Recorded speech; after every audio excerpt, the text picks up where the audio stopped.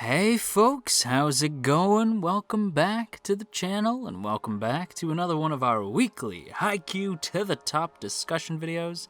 And today we're here to talk all about episode 6, Enhancements. But before we get into things, I do, as always, want to give a big thank you to those of you who shared last week's video over on Twitter. At Matt87Eagle, at FireOtaku845, at Korinji-san, and at Clockwork Cams. Thanks so much for sharing last week's video over on Twitter, everybody, and if you too would like to have your name shouted out in next week's Haikyu video, then be sure to share this video around on the internet, and then tag me at JoJo Talks Too Much over on Twitter, and I will be sure to shout your name out in next week's video. Oh, yes, we have some stuff to get to in this week's video. In particular, we have to get into the fact that it's the first game of the season. Okay, well, technically it's not really a game, it's a practice match, but it's still a match. I don't care, I will take it. I have been waiting for this. 6 episodes in, we finally got our first match. I'm so excited, I'm so happy. There's nothing quite like a Haikyu match, you know what I mean? Like, watching a match in Haikyu is just, it's perfect. I love it to pieces. But before we get into the match itself, I want to talk about the grand moment where our squad is finally reunited. It feels like a long time coming, but it's finally back to just being Karasuno hanging out. We don't got to worry about All Japan. We don't got to worry about the other first years. It's Karasuno practicing their butts off, honing their skills, and improving upon them. And it's just good. It's just good to see the boys back to just being the boys. Like, the whole squad's back together. Everybody's here. Everybody's everybody just slips right back into where they needed to be. And I mean, like, immediately slip back. Like, we're talking the second these characters get in the same room, once they step on the court, it's like nothing changed. And that was almost heartwarming. It was like, I don't know, it was just sweet. It sort of had this, like, wherever you go, this will always be home kind of vibe to it, where no matter what happens outside of the court, once they step back into that court, once they have a volleyball in play and they're a squad, everything else falls by the wayside. That's what's important in that moment. And it's just nice. It's just nice to see the squad come back together and the growth that they have had from episode 1 to now. 5 episodes worth of just solid character development, both on the court and off the court. We've seen characters like Hinata not only improve his skills on the court, but he's able to read the court now. He's able to actually use that, hone himself, and actually, like, not only improve himself, but he kind of gets under Kageyama's skin a little bit, which we'll get to once we get to the actual game. But it was, it's interesting to see how far these characters have come. Like I said, their growth on and off the court has been nothing short of stupendous. And seeing them improve, like the fact that Karasuno is improving as well, like everybody doing their jump float serves, like big spikes, all this. Noya's still got the moves. He's still got them moves, and again, we'll get to Noya later.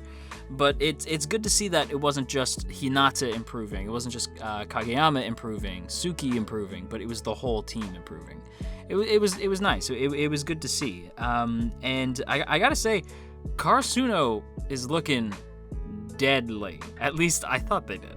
I thought that once they get their shit together, like once Kageyama gets out of his head, I feel like the squad's gonna be deadly. Like, Karasuno's looking as sharp as ever, if not the sharpest they have looked. They just gotta work out some of the kinks, and this team is gonna be straight fire. Like, I am so excited to see how Karasuno continues to hone their skills.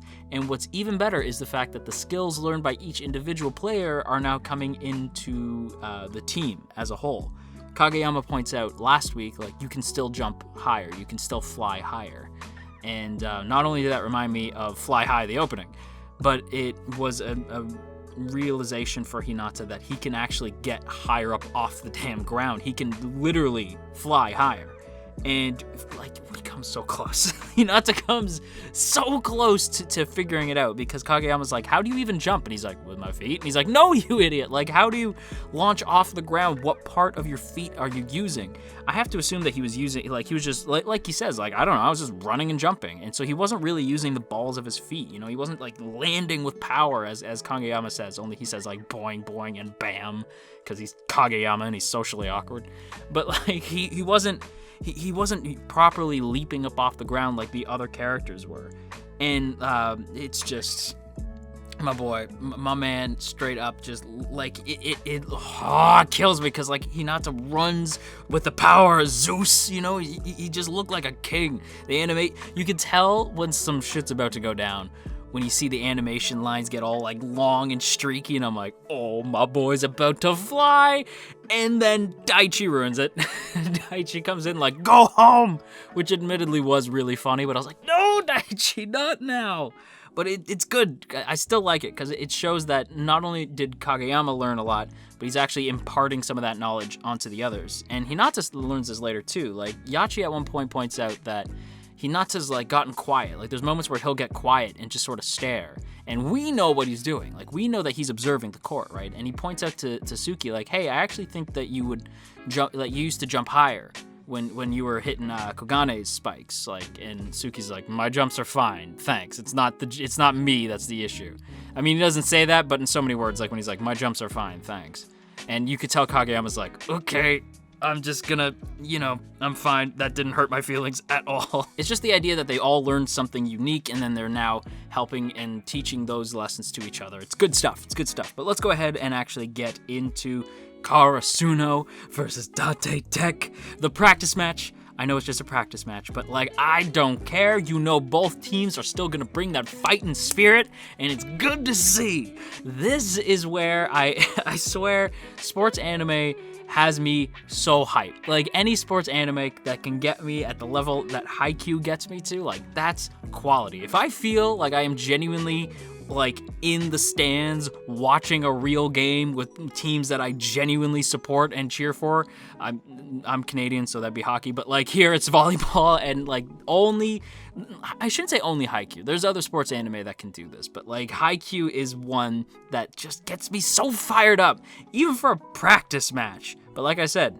it's Karasuno and it's Date Tech. So we know these two, practice game or not, are gonna bring straight heat, and they do.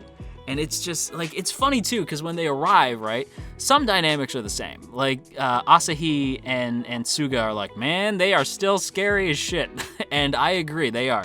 Aone is a absolute beast. Like, the man's just a giant wall. I mean, like, he is the iron wall, like this dude is just a walking tank. But at the same time, I like Aone, so I was happy to see him. And what I loved too is like, you have like this moment where they're intimidating, like, well, hey, don't lock on to anybody, don't do that. And then like, so you have this comedy beat, and then it's immediately followed by Kogane and Hinata being like, hey, what up, boy? Like, they're all excited to see each other. It was genuinely really fun. I like that, how some things change and then some things stay the same. And I like that. I like it. That's like a metaphor for life, that little interaction between Karasuno and Date Tech. Some things change, some things stay the same. And that was really nice to see. And also, we get this like straight up sports graphics for like when they show like, here's the starting lineup, here's your Karasuno starting lineup. Like, I was like, what is happening? And it was, you see it for Date Tech, you see it for Karasuno, and it looks so good. I was so like blown away by that. I thought the little graphics they used to show like who's on the starting lineup, who's playing what position, who's starting where. We already know who's playing what position, but like, you know what I mean? Like, they still show you anyway, in case you somehow like landed on a rock and had amnesia, and the only thing you forgot was who plays what position. Well, now you know. And it was just fun to see. It was a cool little addition, and totally welcome. I hope they do that in the spring tournament. Like, I would love to see that continue, because that was awesome. You love to see it. You love to see them kind of bridging the gap, making it even more sports. I dig it. And the other thing I dig is that this is not easy. Like, you might think like, oh, well, Karasuno took down Shiro Torizawa, so like Date Tech shouldn't be a problem. No. As Ukai points out, man, like Date Tech, their blocking is on a national level. Like, damn, if not on that national level, damn near close. Like, their blocking is insanely good. And now Karasuno has to contend with that. And I do feel like Karasuno, not so much like steamroll. I don't think that they could steamroll through Date Tech. I feel like that's a stretch. But I do feel like Karasuno could pull out a pretty, like a decisive win over Date Tech, but it's not going well. They're not quite gelling the way they should, because the first point does not go to Karasuno. The first point goes to Date Tech. And when we leave the episode, they are winning the first set. Like, they are ahead by a few points.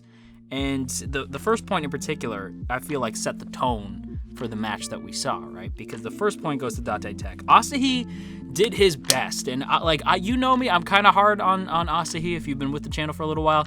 I love Asahi, but like not as much as the other Karasuno gang. I feel like he needs to kind of earn that with me, because I'm always worried like he's gonna ditch the gang, because he did back in season 1. But like Asahi, I do like Asahi. I shouldn't say that like, oh, I'm only hard on him because I know he can do a lot, and I know that he also has a tendency to run away from some problems. So I'm a little bit hard on Asahi. But here, I don't put any of that on Asahi. That was a hard spike. Like, that should have been, if it was just a little bit higher, if it was just like, you know what I mean? Like, if it was a little bit higher and they weren't against Date Tech, that would have been a supreme spike. So I don't put that on Asahi at all. It was the fact that he was going up against 3 blockers at the same time. And this is apparently bunch blocking. The blocking that we've been seeing and the blocking that a lot of other teams have been using is spread blocking, where they have like 3 blockers on 3 separate positions on the court, whereas bunch blocking is basically 3 blockers all pushed together into the center of the court. Now, Date Tech uses bunch blocking, and they can do that because they're reading the court, right? They're blocking by just observing the play, seeing how the set goes, and sort of improving and being like, okay, well, likely they're going to move to this position. Kageyama's probably going to send it to this player, so we're going to head that way, block them, and we're going to have all 3 of us. So it's going to be intimidating and super difficult to get past. 3 gigantic-ass players, like, you ain't getting past that, especially one of them's Aone. Like, nah, it ain't happening. And, like, yeah, they straight up just deny Asahi. And they're being smart, because they're playing the same way that they're playing and blocking the same damn way that Suki got into the setter from Shiratorizawa's head. Like, that's how they're playing, and they're getting into Kageyama's head, whether Kageyama realizes it or not. They're using, I don't know if it's necessarily on purpose though, because I feel like Kageyama, to quote the ghost of Sparta himself, "You're in your head, boy," and like, that's this doubt in here. Like this frustration, that's gotta go, my boy. You leave your baggage at the door when you walk into that court, or it's going to destroy you. And watching Kageyama like get frustrated, and he's trying to figure out like how, like, why wasn't it working, blah blah blah. Like, they're reading me, like I can't figure it out. Like, this is baggage from All Japan, and this is also baggage from Hinata saying that Kogane was a better setter for Suki. In front of Kageyama, which was like, Hinata, shut your mouth. But like, he didn't mean it. But like, Kageyama's in his own head, man. He's in his head, and he's not on the court right now. And that is no more evident than when Kageyama spends this whole ass game struggling. Noya saves it when like they don't realize it's gonna be a feint. Noya saves it, and this man Kageyama has the audacity to say, "You're in the way?" I have to hope that Kageyama has something planned. Like, I have to hope that wasn't just him like reverting back to the king, you know, like the king of the court. Like this better. Kageyama, I my boy, you know I love you, I do, but you need to check yourself and get out of your head, because I'm worried that you're gonna cost them this game.